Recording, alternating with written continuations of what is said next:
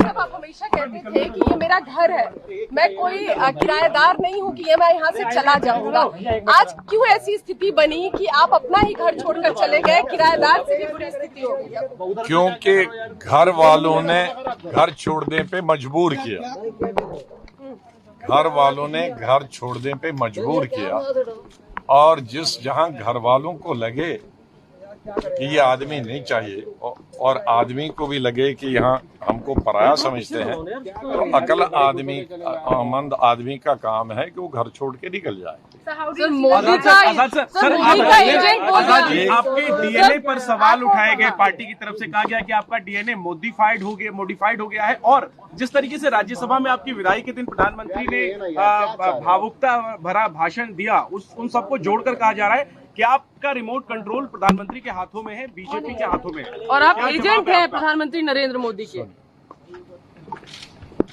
नरेंद्र मोदी या बीजेपी से वो मिले हैं जो नरेंद्र मोदी का सपना पूरा किए। पूरे हाउस में, लोकसभा में, पूरी दुनिया के सामने स्पीच करने के बाद उनसे गले मिलते हैं और कहते हैं हमें कुछ नहीं है तुम्हारे मुतालिक, हमारा दिल साफ है। वो मिले हैं कि मैं मिला हूं है? और दूसरा, हमारी लोग में तो ज्यादा पढ़े लिखे नहीं है पार्टी में, और बेचारे बच्चे जो आते हैं और जो ये डीएनए करता है वो खुद कांग्रेस पार्टी के मेंबर तक भी नहीं, वो न ब्लॉक में रहे, डिस्ट्रिक्ट। ये स्टोरी प्लांट करने के लिए ही वो यहाँ तक पहुंचे हैं, मिनिस्टर भी पहुंचे, राज्यसभा में पहुंचे। उनका पार्टी का डीएनए क्या है किसी को मालूम नहीं है, किस स्टेट से हैं वो मालूम नहीं है, किस डिस्ट्रिक्ट से हैं ये मालूम नहीं है। पहले तो अपना वो डीएनए चेक कराएं, वो कहाँ के हैं, किस पार्टी के हैं। वो तो फ्रीलांसर थे कुछ साल पहले, 96, 98 गवर्नमेंट में वो किस गवर्नमेंट के लिए काम कर रहे थे एज मुलाजम में, हमारी गवर्नमेंट नहीं थी, किसकी मुलाजम थे वो। तो उनका डीएनए चेक करें कि किस किस पार्टी में उनका डीएनए रहा। जो हाउस में बैठकर बीजेपी को स्लिपें भेजता था और एज लीडर अपोजिशन में पहली स्लिप से देखता था, उनकी स्लिपें उसको आती थी, इनकी स्लिपें उसको जाती थी। दिन में तकरीबन 100 स्लिपों का उनके बीच में एक्सचेंज होता था। वो हमारा डीएनए चेंज करे। सबसे ज्यादा अफसोस तो यही है कि आउटसाइडर, जिनको कांग्रेस का कोई अता पता नहीं है, जो चापलूसी करके या ट्वीट करने के लिए उनको पद मिले हैं, वो आरोप लगाएं तो हमें बहुत अरे सुनो भाई, बोलने दीजिए ये आप भी तो कर सकते हो ये चीजें, ये तो सबके लिए। बोलिए सर। तो वो हम पर आरोप लगाएं और सब कोई दूसरा कांग्रेसी जिसने हमारे साथ काम किया है तो इसलिए। और मैं ये कह रहा था कि आप पढ़े लिखे लोग हैं, आपने मोदी साहब की एक स्पीच देखी, और अगर किसी को इतना अनपढ़ और जाहिल है कि उस स्पीच के कंटेंट्स पढ़े, जो स्पीच मोदी साहब ने की, उसने मेरे लिए नहीं लोया कि गुलाम नबी जाएगा हाउस से तो मेरा खाना हजम नहीं होगा। उसने एक घटना के बारे में बात की। शुक्र करिए, मैं मोदी साहब को समझता था बड़ा क्रूड आदमी है, शादी नहीं की है, बच्चे नहीं है, बीवी है, तो इसको कोई परवाह नहीं होगा। लेकिन कम से कम इंसानियत तो उसने दिखाई। जब मैं चीफ मिनिस्टर था कश्मीर में, और गुजरात की टूरिस्ट बस पे गाड़ी के अंदर, नॉर्मली गाड़ी के बाहर लगता है ग्रेनेड, शीशा खुला था तो ग्रेनेड गाड़ी के अंदर बस्ट हुआ, तो लोग ऑन स्पॉट मर गए। किसी टांग नहीं थी, किसी की यहाँ नहीं थी, जख्मी हो गए। तो जब सीएम का गुजरात का फोन आया तो आई वाज क्राइंग, रो नहीं रहा था, क्राइंग जोर जोर से, तो मैं रो रहा था। तो मोदी साहब ने फोन मेरे ऑफिस वालों ने कान में दिया, तो मैंने कहा भाई मैं बात नहीं कर सकता हूँ। तो उन्होंने आवाज मेरे रोने की सुनी, तो फिर मैंने उनको यही कोई कहा, तुम उनको बताओ मैं अभी बात नहीं कर सकता, मुझे पहले इनकी टांगें बाजू जमा करने दो, अस्पताल में इनकी स्टिचिंग करने हैं, जो बच्चे हैं उनको इलाज करना है, जख्मी हुए हैं। फिर दिन भर वो किया। फिर सीएम दिन भर फोन करते थे, कितने मरे, कितने जख्मी होंगे, कैसे भेज रहे हो। पीएम से मैंने जब फोन किया कि मुझे 2 जहाज चाहिए, एक में जख्मी भेजने हैं और एक में मुझे जिंदा ये लाशें भेजनी। जब मैं 4 बजे फिर उनको सियाफ करने गया जहाज में, तो लोगों ने फिर रोना, मेरी टांगें, नाराजगी नहीं दिखाई ना। किसी बच्चों ने कहा मेरे बाप दे दो, पिताजी दे दो, किसी ने कहा मेरे पति दे दो या बेबी दे दो। तो मैं फिर फूट फूट के रोया, जो किसी की टेलीविजन ने दिखाया भी है। फिर उस वक्त पीएम ने आया, ये सीएम गुजरात का फोन आया, अरे स्टार्ट हो गया। मैं बोल नहीं सकता, उसी चौक में मैं बोल जब रहा था तब देखा। उसको देखकर उन्होंने किया कि ये कौन सी बुरी बात, ये मेरे लिए नहीं, उस घटना का वो उसने बताया। मैंने कल दोबारा सुनी स्पीच, उसमें कहा कि जैसे इनके परिवार का कोई आदमी गुजर गया, तो वो उस घटना पर रो रहा था। और मैं जब उसका ये सुना रहा था कि क्यों रोए ये, तो मुझे वो दृश्य याद आया, मैं भी रोना शुरू किया। तो ना वो मेरे लिए रोए ना मैं उनके लिए रोया, हम दोनों उस गुजरात की जो हमारी भाई बहनें मारे गए थे उस दुखद घटना को याद कर रहे थे। तो इतने जाहिल हैं हमारे लोग जो ये चीज को, हमारी कांग्रेस पार्टी उसी दिन से फैला रहे हैं, लेकिन जो गले मिला उसके बारे में एक लफ्ज नहीं करें। अच्छा सुनिए, दूसरा, आप कम से कम अध्ययन करिए, आप पढ़े लिखे हो, उस दिन की सभी लीडरों का, शरद पवार से लेकर टीएमसी से लेकर सीपीआई सीपीएम से लेकर रीजनल पार्टीज के लीडरों के सुनिए, उनके कंटेंट्स भी सुनिए। उन्होंने रियल सेंस में उन्होंने तो उस पर रोया, इन लोगों ने क्या कहा है वो भी पढ़िए। सिर्फ मोदी को सिंगल राहुल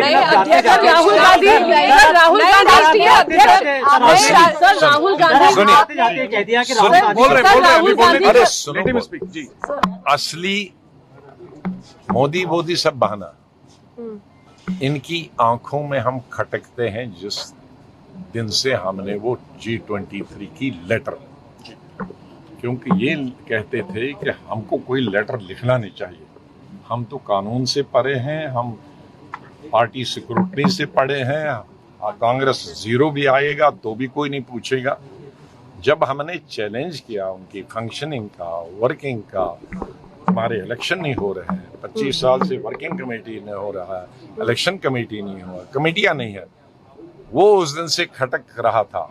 उसके बाद बहाने से बहाना करते करते इस स्टेज, और उसके बाद कई मीटिंगें हुई, एक सजेशन भी हम लोग उनकी नहीं माने।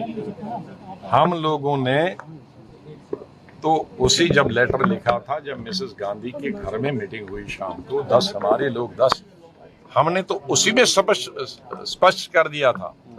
मैं पौना घंटा बोला था और अपनी तरफ से सबको बोला था, हमें कोई पद नहीं चाहिए, हमें कोई राज्यसभा नहीं चाहिए, हमें जनरल सेक्रेटरी नहीं चाहिए, हमें पार्टी प्रेसिडेंट नहीं चाहिए, हमें EICC में कोई पद ही नहीं चाहिए।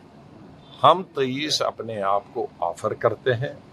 ये जो इलेक्शन आने वाले हैं 5, उनके लिए कमेटी, कैंपेन कमेटी अभी बनाई है और उस 23 में हम डालेंगे। तो आप कैंपेन कमेटी बनाते हो तब जब इलेक्शन खत्म हो गया होता है।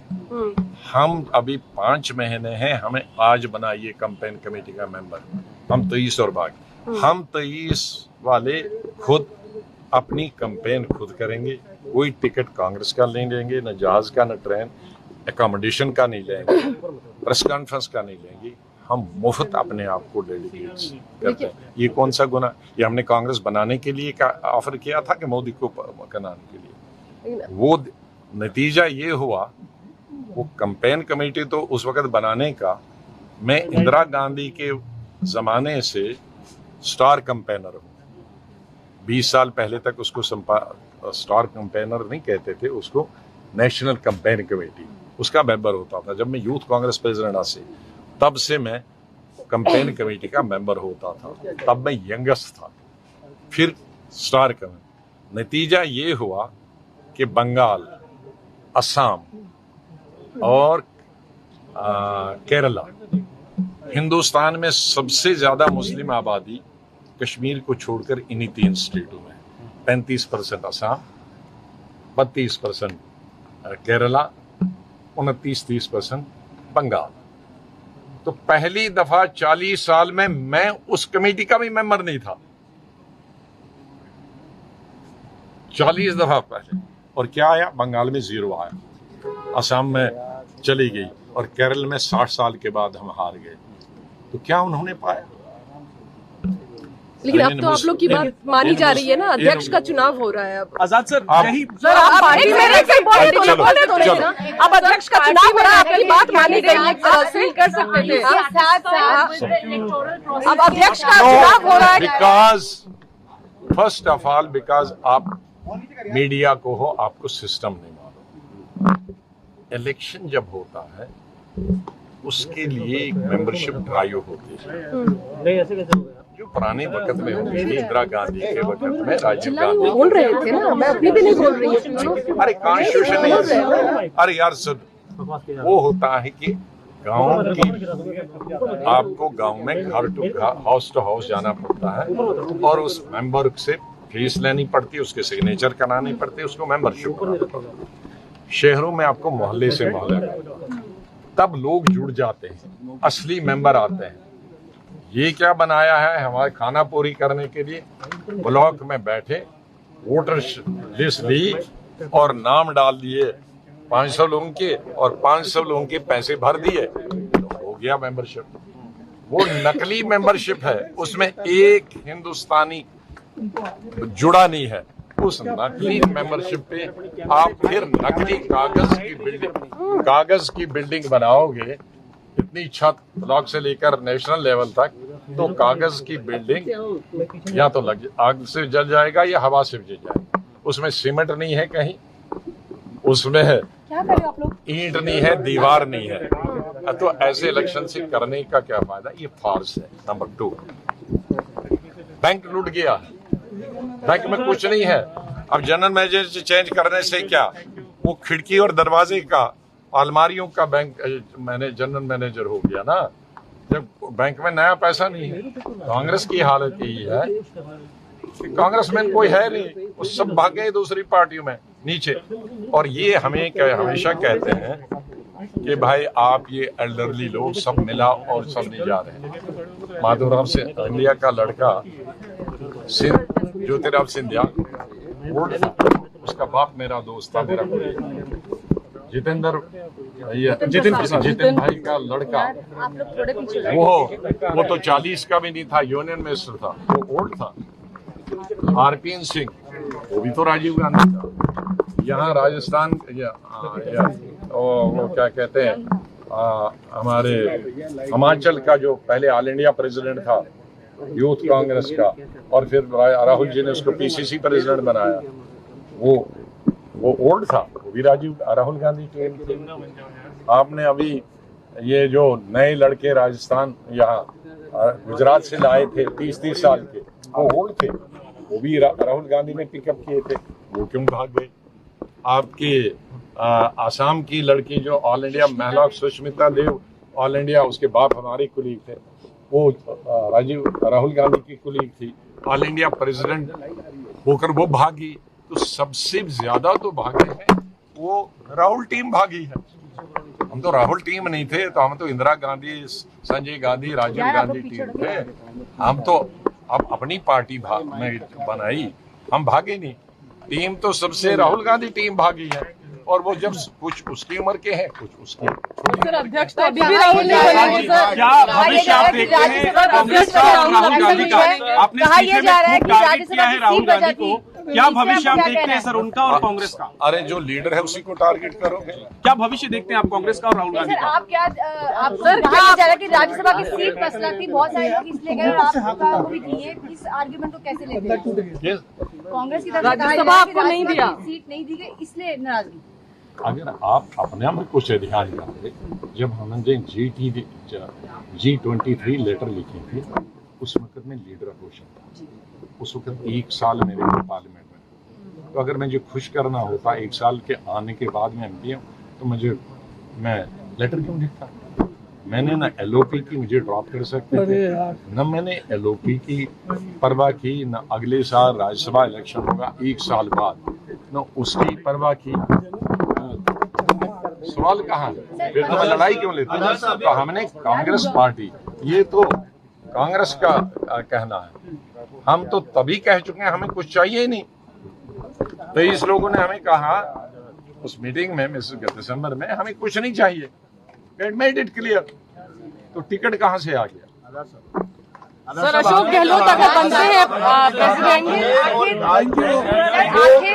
अरे नहीं सर, नई पार्टी, सर आप जो नई पार्टी बनाने वाले हो, आजाद सर जो नई पार्टी बनाने वाले हैं उसके बारे में थोड़ा बताइए। क्या नेशनल पार्टी होगी, क्या लोकसभा चुनाव लड़ेंगे आप? चुनाव लड़ेंगे आगे जम्मू ये सवाल ले लें, सर नई पार्टी सवाल है सर आपने कहा कि नई पार्टी बनाएंगे, आपने कहा कि G23 का जो मकसद था वो पूरा नहीं हुआ, आपने 2 साल पहले पत्र लिखा था, नई पार्टी बना के मुंह पे मत लगाओ ना। साथ आप सरकार बनाएंगे। ये जो चुनाव होगा जम्मू कश्मीर का, लोकसभा के चुनाव में क्या कांग्रेस के साथ आप बीजेपी के खिलाफ होंगे या फिर दूसरी पार्टियों के साथ गठबंधन बनाने की कोशिश करेंगे राष्ट्रीय नई पार्टी पर? बताइए। देखो, हमें पूरी कंट्री से मैसेजेस आते हैं कि नेशनल पार्टी बनाओ। मैंने अभी उसको मना नहीं किया, लेकिन मांग है लोगों की बनाओ जो न बीजेपी में जाना चाहते हैं, जो न किसी रीजनल पार्टी में जाना। सर इस तरफ देख लीजिए, हार्डकोर लोग हैं। हमने कांग्रेस पार्टी छोड़ी लेकिन आइडियोलॉजी तो नहीं छोड़ी। मैं तो कॉलेज और स्टूडेंट लाइफ में नेहरू, गांधी और कांग्रेस पार्टी को पढ़ चुका हूँ। आइडियोलॉजी हमारे स्कूल से वो है। पार्टी एक होती है और आइडियोलॉजी अलग है। आइडियोलॉजी हमारी चेंज हुई, नाम मैं बदल सकता हूँ लेकिन खून तो नहीं बदल सकता, इंसान तो शक्ल तो नहीं बदल सकता, दिमाग तो नहीं बदल सकता। तो आइडियोलॉजी हमारी आइडियोलॉजी की मानने के लिए है, लेकिन उनको लगता है कि कांग्रेस में कुछ होने वाला है। हाँ? हर दिन नीचे नीचे नीचे सिंक होते जा रहे हैं। तो कुछ और विकल्प ले जो किसी पार्टी से वो विकल्प को बेचारे परेशानी में ढूंढ रहे हैं। एक उनको लगता है ये भी विकल्प है, हम उसमें कितना सफल होंगे मैं ये नहीं कह सकता, लेकिन इतने फ्रस्ट्रेटेड हैं लोग कांग्रेस से, वो कोई विकल्प छोटा सा हो उसमें भी जाने के लिए। लेकिन ये अभी उसमें टाइम है। नेशनल पार्टी को रिसोर्सेज होने चाहिए, बाकी होने चाहिए, लोग होने। लेकिन जम्मू कश्मीर क्योंकि कभी भी इलेक्शन किसी मोमेंट होगा, तो जम्मू कश्मीर का तो हम तुरंत अभी दौरा भी शुरू करेंगे। कब जाएंगे सर, कब नई पार्टी ऐलान करेंगे? नहीं, पार्टी किस दिन ऐलाएंगे, लेकिन मेरे अपने टूर शुरू हो गए। जब बनाएंगे पार्टी तो वो दुनिया को पता चलेगा। सीएम फेस आप ही होंगे सर आपकी पार्टी का? है? आपकी पार्टी का आप असेंबली इलेक्शन लड़ेंगे सर जम्मू कश्मीर में? वो सीएम अभी कहाँ बने, अभी तो सगाई कर रहे हैं, एंगेजमेंट कर रहे हैं, अभी बच्ची का नाम मत पूछो। नौबत आई तो क्या बीजेपी से गठबंधन कर सकते हैं सर? इसको लेके आप पर हमले भी हो रहे हैं, क्या बीजेपी से हाथ मिला सकते हैं जम्मू कश्मीर में? तो सर इस पर क्लैरिफाई करिए सर। 21 अगस्त को जो है बीजेपी से अलायंस, सर क्या बीजेपी से आप अलायंस कर सकते हैं कभी? आपके जम्मू कश्मीर या देश के लिए जरूरत पड़ी कभी तो सर प्रधानमंत्री मोदी से बीजेपी से हाथ मिला सकते हैं? देखो, कांग्रेस में तो अनपढ़ों की जमात और खासकर ये जो बैठे हैं क्लर्कल काम और प्लांट करने वाले, वो कांग्रेस में कभी नहीं रहे हैं। उनका काम है प्लांट करने के लिए, उसी की खाते हैं, उसी में एमपी बनते हैं, उसी में कैबिनेट मिनिस्टर बनते हैं और उसी में चेयरमैन बनते हैं कमेटी। ABC जिसको जम्मू कश्मीर का मालूम है, मैं बीजेपी की कॉन्स्टिट्यूंसी में एक वोट नहीं बढ़ा सकते, वो मेरी कॉन्स्टिट्यूंसी में आधा वोट नहीं बढ़ा सकते। ये अगर किसी को जम्मू कश्मीर की हिस्ट्री और पॉलिटिक्स मालूम, उसका मालूम है। जो ये कहते हैं कांग्रेस और गुलाम नबी हो जाएंगे चीफ मिनिस्टर, उसका मालूम है कि उनका दिवालिया निकल गया है, उनको जम्मू कश्मीर की मालूम नहीं। हमारी अलग कॉन्स्टिट्यूंसी, उनकी अलग कॉन्स्टिट्यूंसी, और वो कौन सी कॉन्स्टिट्यूंसी आपको मालूम है? सर पोस्ट पोल अलायंस हो सकता है? अरे पोस्टपोन किसको आता है इतने जी पार्टी में, दूसरी पार्टियां भी तो हैं, मैं अकेली पार्टी हूँ, मैं तो अभी जन्म ही ले रहा हूँ। तो उस वक्त क्या स्थिति होगी? अभी यह है जो कांग्रेस, देखो इन एक साल में हमारे तीन सिटिंग MLA भाग गए, जिनमें 2 कैबिनेट मिनिस्टर थे। हमारे 90% डिस्ट्रिक्ट प्रेसिडेंट भाग गए इस 1-1.5 साल, 90%। हमारे दूसरे, इससे पहले हमारा जो ग्रुप था वही बचा। मैंने मिसेस गांधी को बताया कि आपके लोग कहते हैं इनडिसिप्लिन, हमको बधाई दे दो कि वो दूसरी पार्टी में जाने वाले थे, मेरे इनडिसिप्लिन की वजह से मेरे साथ तो रहे, वरना वो भी दूसरी तरफ जाने वाले थे। तो ये एटलीस्ट कांग्रेस को मानने वाले, यही कारण है कि जिला परिषद और ब्लॉक समिति के 99% मेरे साथ आ गए, क्योंकि उनको मालूम है कि संगठन को बचा नहीं सकता है या लीडरशिप नहीं है उनकी।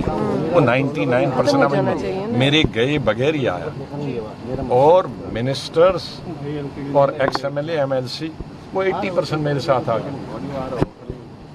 6 MLA हमारे बच्चे थे अभी सिटिंग मतलब डिसॉल्व असेंबली, बाकी तो भाग गए थे। उनमें से 6 में से 5 हमको आए और 6था PCC प्रेसिडेंट। तो मैं नहीं होता तो ये जो 5 थे ये बीजेपी तो नहीं जाते, ये दूसरी पार्टी में जा रहे थे। तो मैंने उनको रोका, कहा आप नहीं कांग्रेस में नहीं रहना।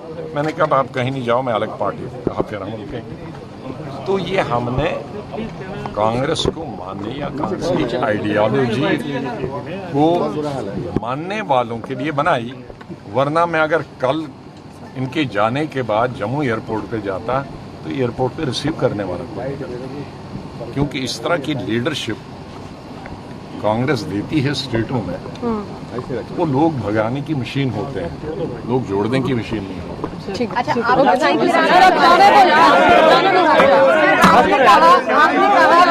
आपने चिट्ठी लिखी है, इतना लंबा सफर था, आपका रेजिग्नेशन लेटर लिखा, काफी तीखा था, आपको क्या कहना है? कांग्रेस का और राहुल गांधी का भविष्य क्या देखते हैं आप? रेजिग्नेशन लेटर लिखा, उसमें आपको क्या कहना है? कांग्रेस और राहुल गांधी का सुनो सर, रेजिग्नेशन लेटर जो लिखा वो बहुत तीखा था, तो इतना लंबा आपके सफर था। मैं आपसे सवाल पूछूं, that was tip of the iceberg letter.